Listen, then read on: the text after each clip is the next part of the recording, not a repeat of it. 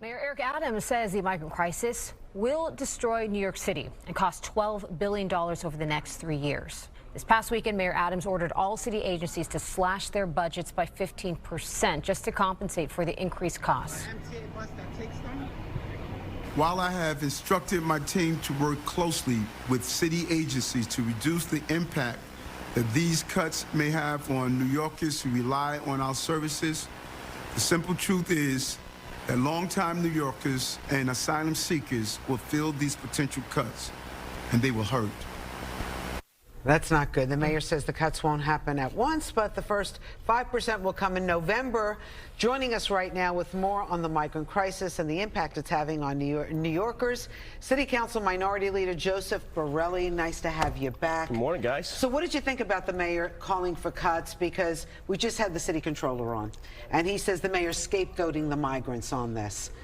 Is the mayor scapegoating the migrants on our budget? So it's bizarre to hear the comptroller worried about who's to blame when we have a massive budget gap. But I actually brought some visual aids to explain the budget. Oh, okay. Because I saw one of my colleagues on here last week, and she seemed to have a little bit a misunderstanding of how the budget works. The budget has to be balanced, so we have 10 golf balls that fit right inside the vase. The golf balls are the money.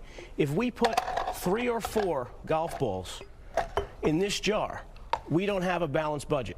And this gap is the problem that Mayor Adams is talking about. For some of my colleagues, they don't believe this is real. So even if the state gives us one little golf ball back, these are real problems. These are services. These are police department, sanitation department, education. All of the stuff and all of the services that our neighbors rely on, all the nonprofits that provide critical functions in different neighborhoods. All that is in jeopardy, and that's why the mayor is forced to make these cuts. And these are real cuts. These are not just, fake shavings at the top. Okay, so the city controller says, listen, we've had budget problems before the migrants got here. But of course, the migrants are draining the system now and straining our resources. We've heard it from everybody in the city, including some of the charitable organizations that are trying to pick up, some of the slack there. But I mean, what can we do to avoid, people who work hard, who pay their taxes in New York City? What can we do to make them happy to stay here? Look, well, probably a lot of things, but number one is to take care of this budget crisis. The comptroller tried to say that we had existing gaps in the budget, and that's true, but those were gaps that were planned and deliberated and vetted between the council and the mayor. They were something we knew about and we know about going into the next 3 or 4 or 5 fiscal years. This is new spending with no end in sight.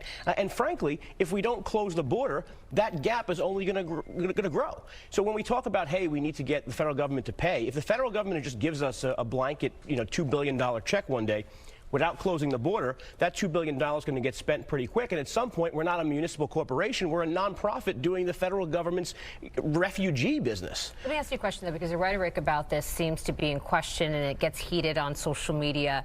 When you explain what you're doing with the budget right now and that it may cut city services, is that somewhat of a right-wing troll talk? Is that xenophobic? Because some people say that. No, actually, we were dismissed for warning the mayor about a year ago, saying that, hey, this is what's going to happen unless you do it. Suddenly, 12 months later, when the actual crisis comes, right, again, we don't have this. We have this. Right? That has happened, and now suddenly the mayor himself is suddenly called racist and xenophobic for just talking about the basic truth that cities like New York have to have a balanced budget. The money we raise has to be equal to the money we spend. We don't have an option B. And our only options for making that up are the cuts, which are going to be a problem, or to raise taxes. And that's not a good option either. The only tax we have the even option and ability to raise is the property tax. Property tax is about 1/3 of our budget. If we have to make up 15% of the revenue from an area of the budget that only accounts for 1/3 of the revenue generating, now you're talking about the most massive property tax increase in the history of New York, frankly. Is it possible to find inefficiencies in some of these budgets to make up for that $12 billion need? Yeah, and we did that last year. We talked about a 3% peg cut to some of the agencies. That is trimming the fat. That's a good thing that cities should do, every now and then. But it's not possible without the city should trim some fat. But it's not possible without the mayor saying it's going to hurt some people, correct? It's not possible because the depth of this cut, 5% by November, another 10% 3 months later, another 15% by the end of the year, that is real service delivery cuts. That's when we talk about libraries being shuttered for several days a week, maybe sanitation going to one pickup a week. Things like that are really the crux of the service delivered by the city of New York. That is in jeopardy because of this. So I'm sick of hearing my colleagues or the comptroller or whoever, they sound like that woman on the airplane saying that this mother, you know what, is not real. That's what they sound like.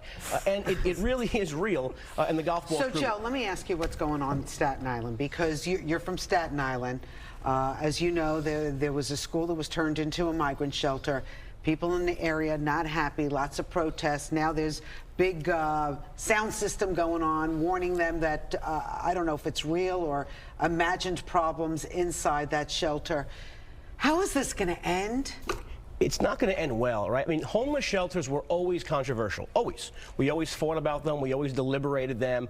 Now we have 206 or so that were just put in the middle of residential neighborhoods with no public input, no conversation, and no ifs, ands, or buts. You're just getting it. Are the people in that neighborhood overreacting? No, because this is a site that is adjacent to a K-8 school, an all-girls high school, and a special needs school. It's right across the street. This was a building that we fought to save to be a school, and now suddenly the city has decided, because of this crisis, we're going to turn it into a homeless shelter. We have a guy who lives right next door who just backs up on showers that are now just temporary showers in his backyard where people are showering every day. Before you go, I know the response, the answer to the solution was to provide work authorization to get them to work. They don't want to be in shelters. They need an income. Is that not the fixable solution there? It is a solution, but they need to qualify for asylum. The rate of asylum granting from, say, Ukraine is like 50%, and they're at war. The asylum rate that it gets granted from Mexico is like 98% rejected. So it's almost impossible to get these claims. We're pushing these claims out into 2035, 2033. The judges are probably in law school right now that are going to hear that case. The attorneys in that case are probably at Little League practice tonight. That's how far in the future we're talking. Oh, goodness. Well, listen, the city controller thinks there's plenty of people who are coming in through the southern border who are nurses who could really help in our city when we have a city of unemployment of over 2 million people who don't want to work, right? Look, Republicans, the House passed a border security and immigration bill. That includes work-sponsored visas. You're a hospital, you want workers. You're an engineering firm, you want engineers. You can do that under the Republican plan.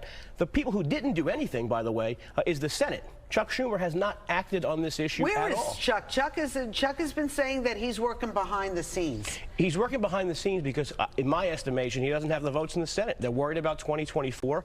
They're worried about people like John Tester in Montana. They're worried about Sherrod Brown in Ohio. These people can't take a vote on a blanket amnesty bill and a bailout for sanctuary cities. They'll lose their race, and Schumer loses the Senate. Joe Borelli, holding down the fort on Staten Island in New York City. And we love your visual explanation as well. Thank you. And they got my face on them, too, which I have. That. I have the gifts. Be able to take one of those golf balls to the course, right?